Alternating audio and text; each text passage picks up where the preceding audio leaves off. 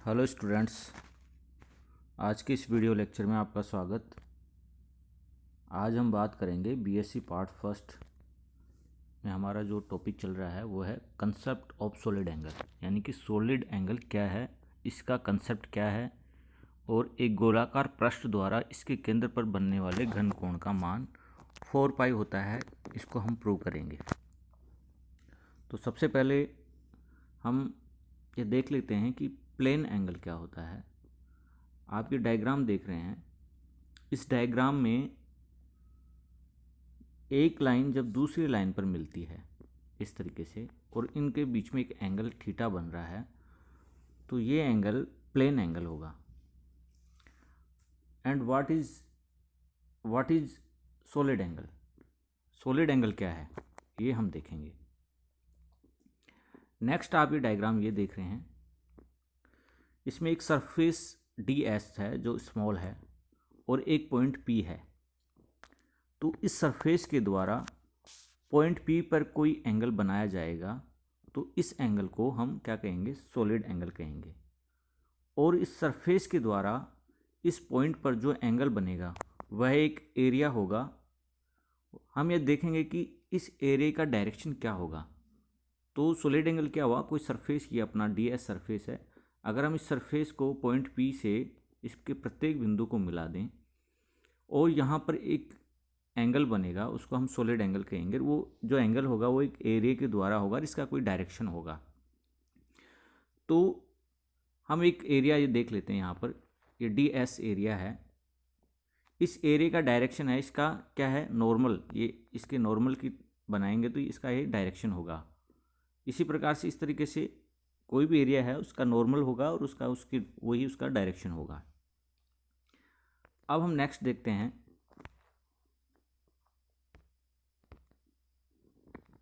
कि यहाँ पर एक कोई पॉइंट पी है। इस पॉइंट पी और डी एस एरिया, और हमें ये पता करना है कि इस एरिया का पॉइंट पी के ऊपर कितना सॉलिड एंगल बनेगा। इस डायग्राम से हम देख रहे हैं इस एरिया के कारण पॉइंट पी पर कितना सॉलिड एंगल बनता है, इसको हम देखेंगे। तो इसका क्या प्रोसेस होगा? सबसे पहले हम डी एस एरिया के सारे जो कॉर्नर पॉइंट्स हैं, इस डी एस एरिया के सारे कॉर्नर पॉइंट्स को पी से क्या करा देंगे? पी पॉइंट से मिला देंगे। और ये पी पॉइंट्स पर मिलेंगे तो एक कोण हमें मिलता है। ये कोण के रूप में हमें मिलेगा, ये एक कोण मिलेगा। इस पॉइंट पी पर 1 सेंटीमीटर का एक गोला हम सरफेस एरिया बनाते हैं। ये गोला बनाते हैं, स्फीयर बनाते हैं। इस गोले को हम देखते हैं तो इसका एक स्मॉल एरिया, आप इसको वापस से देखें तो ये स्मॉल एरिया आप देख रहे हैं। ये वाला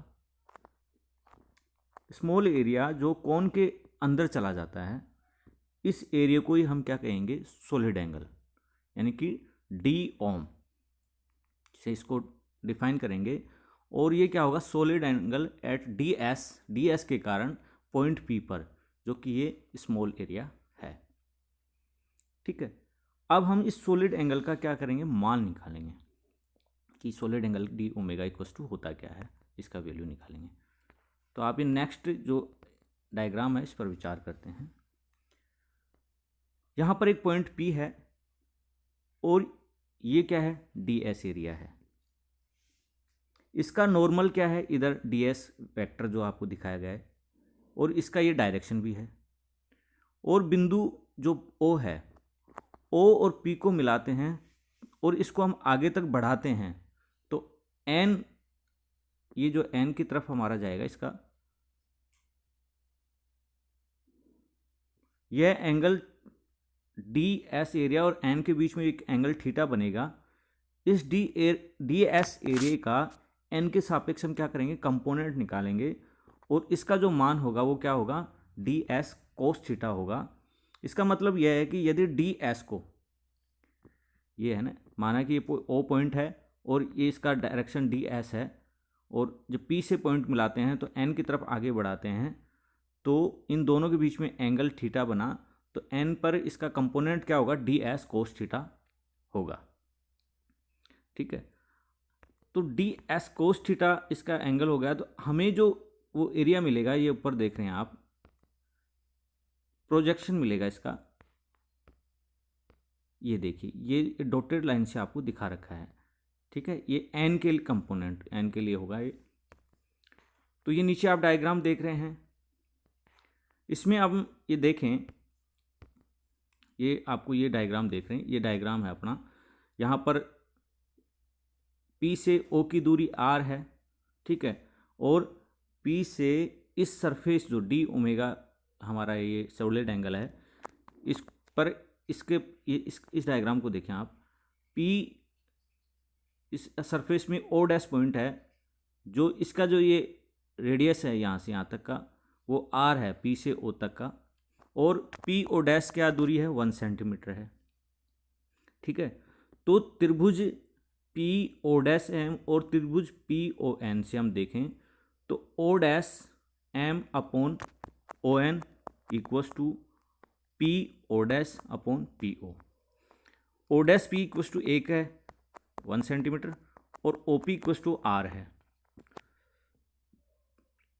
अब हम इससे पाई से इसको ऊपर नीचे गुणा कर देते हैं और इसका क्या कर देंगे, स्क्वायर कर देंगे।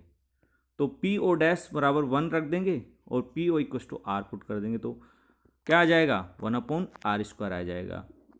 और ये क्या है, 4 पाई O डैश M का स्क्वायर, ये एरिया किसका, डी ओमेगा जो है वो क्या है, इसका एरिया हो गया। और जो अपना नीचे वाला एरिया है ये आगे, इसका क्या होगा, D S cos theta area हमने निकाला प्रोजेक्शन इसका।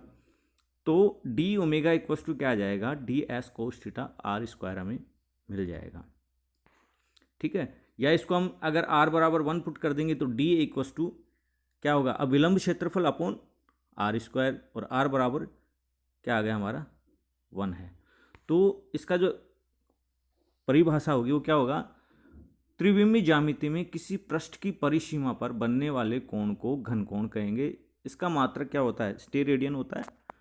घन कोण डी ओमेगा इक्वस टू अभिलंब क्षेत्रफल अपॉन दूरी R का स्क्वायर, ठीक है। या यूं कहें कि डी एस कोस थीटा कोई एरिया है, ठीक है, और R बराबर 1 है, तो इसको हम इस तरीके से भी कह सकते हैं कि यदि किसी पृष्ठ द्वारा किसी बिंदु O पर बनाया गया घन कोण परिमाण में उस क्षेत्रफल पृष्ठ के परिसीमा के प्रत्येक बिंदु को O बिंदु से मिलाने पर बने कोण द्वारा बिंदु O को केंद्र मानते हुए एकांक त्रिज्या के क्षेत्र, एकांक त्रिज्या के कोई त्रिभुज है, त्रिभुज के गोलाकार पृष्ठ पर काटे गए क्षेत्रफल के बराबर होता है, जो अपन ने ये ऊपर दिखाया है, ये डी ओमेगा ये। तो ये आपका सॉलिड एंगल हो गया। अब हमें अगर इसका क्या होगा, संपूर्ण गोले के लिए अगर कोई इस तरीके से कोई सरफेस है, तो हम क्या करेंगे, उसके छोटे छोटे ऐसे सरफेस जो हैं उनको लेकर यहाँ पर इसके ओ पॉइंट पे क्या करेंगे, एक सर्कल इस तरीके से हमें क्या, एक स्फीयर मिल जाएगा, ठीक है। और उसको हम क्या कर देंगे, इंटीग्रेट कर देंगे clause surface D omega equals two clause surface D S cos theta upon R square से। तो इसका मान आ जाएगा 4 पाई। ये हम आगे प्रूव करेंगे कि जो गोलीय पृष्ठ है या गोलाकार पृष्ठ द्वारा उसके केंद्र पर बनने वाला जो घन कोण होगा उसका वैल्यू 4 पाई होगा। ये हम इसको मैथमेटिकली नेक्स्ट वीडियो में प्रूव करते हैं। क्वेश्चन जनरली यही पूछा जाता है कि घन कोण से आप क्या समझते हैं, सिद्ध करो कि किसी गोलाकार पृष्ठ द्वारा उसके केंद्र पर बनने वाले घन कोण का मान जो है 4 पाई होता है। Thank you very much.